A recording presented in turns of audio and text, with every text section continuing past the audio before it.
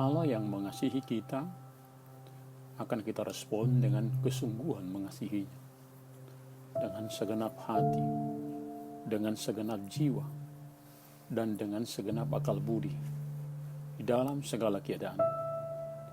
Untuk memudahkannya, itu dapat kita lihat dalam bagian pertama Dekalog yang telah kita miliki.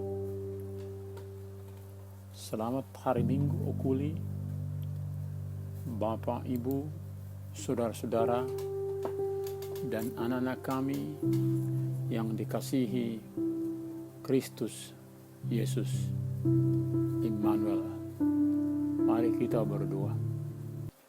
Damai sejahtera Allah yang melampaui segala akal akan memelihara hati dan pikiranmu dalam Kristus Yesus. Amin.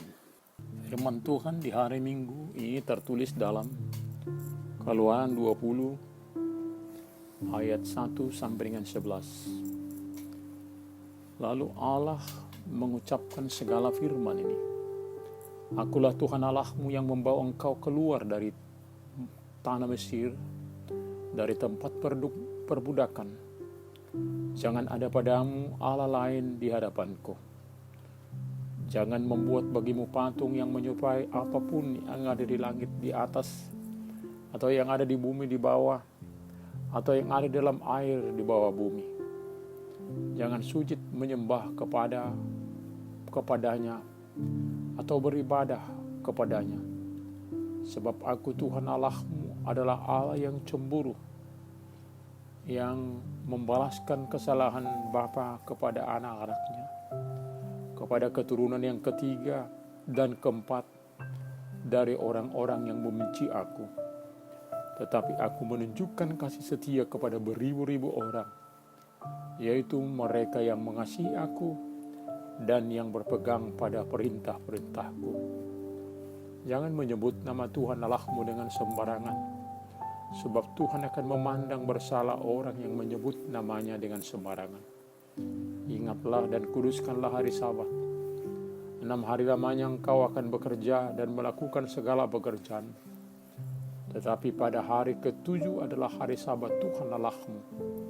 Maka jangan melakukan sesuatu pekerjaan, engkau atau anakmu laki-laki, atau anakmu perempuan, atau hambamu laki-laki, atau hambamu perempuan, atau hewanmu, atau orang asing yang di tempat kediamanmu. Sebab 6 hari lamanya Tuhan menjadikan langit dan bumi, laut dan segala isinya, dan ia berhenti pada hari ke-7. Itulah sebabnya Tuhan memberkati hari Sabat dan menguduskannya. Pada minggu yang lalu dikatakan hanya oleh iman, bukan karena melakukan Taurat. Namun saat ini kita akan mengingat dan melakukan Taurat karena kasih kita kepada Allah. Apa pentingnya Taurat yang terutama dan pertama ini? Dalam pengaruh individualisme pada masa kini, di mana ada yang mengagumi melayani diri sendiri menjadi hal yang utama, maka sangat perlu mengetahui apakah kebenaran yang dikatakan Allah tentang sikap kita kepadanya. Bagaimanakah kita bersikap kepada Allah yang mencintai kita, yang membebaskan kita? Maka kita boleh lihat dari apa yang dikatakan dalam Dekalog yang pertama ini. Ketika kita sepertinya jauh dari Allah karena dosa, maka Taurat yang difirmankan Allah ini menjadi penuntun dalam perjalanan kita. Terutama ketika orang-orang di sekitar sedang bersungguh-sungguh mempengaruhi kita dengan pemahamannya akan sesuatu yang dia sembah dan puja, atau malah merasa tidak lagi membutuhkan Allah dalam hidupnya. Maka kita mengenal Allah kita, mengabdikan diri sepenuhnya kepadanya yang kita kasihi dengan hidup sebagaimana yang difirmankannya, dan senantiasa bersandar kepadanya. Iman yang hidup nampak dalam sikap hati, perilaku setiap hari sepanjang hidup, setia kepada Allah di dalam segala keadaan, maka jangan sampai ada ilah lain di hadapannya. Jangan lupa menyembah sesuatu di luar Allah menyakiti hatinya. Pada saat Allah memperkenalkan dirinya, kita sangat bersyukur, sebab tidak lagi berlelah, bersemedi, mencari-cari ke atas gunung, ke bawah laut, siapakah yang menciptakan segala sesuatu, siapakah dia yang kita sembah dan puja. Sangat tegas dikatakan siapa pencipta dan siapa ciptaan. Jangan sampai kita salah kaprah menyembah ciptaan dan melupakan pencipta. Siapakah yang menguasai hati dan pikiran kita? Kuasa, harta, kesenangan, atau hal lain? Tuhan Yesus pernah berkata bahwa kita tak mungkin mengabdi kepada dua tuan, Allah dan Mammon. Biarlah kita memilih Allah yang mengasihi kita. Saat kita beribadah di gedung atau di rumah pada masa pandemi ini, hati, pikiran, seluruh hidup terarah kepada Allah. Jangan sampai nyanyian kita kepada Tuhan, namun hati kita jauh daripadanya. Menyembah akan menyatakan siapa yang kita sembah dari sikap fokus hidup kita. Ingatlah, Dia yang mencipta, Dia yang berkuasa, Dia yang menyelamatkan kita dari kematian dan memberi kehidupan bagi kita. Maka tidak ada alasan untuk berpaling darinya. Kepintaran manusia kadang-kadang dapat disalahgunakan ketika sesuatu yang dibuat menarik, hebat. Boleh saja hal itu mengikat perhatiannya, lalu lebih terpaut dengannya daripada dengan Allah yang memeliharanya. Atau membuat ilah dengan suatu patung, lalu menyatakan bahwa patung itu yang memelihara kehidupan mereka. Seperti bangsa Israel yang membuat patung lembu. Maka harus selalu kita ingat, jangan membuat patung yang menyerupai apapun yang ada di langit di atas, atau yang ada di bumi di bawah, atau yang ada dalam air di bawah bumi, yang terkadang dianggap sebagai penjelmaan ilahi. Jangan sujud menyembah kepadanya atau beribadah kepadanya.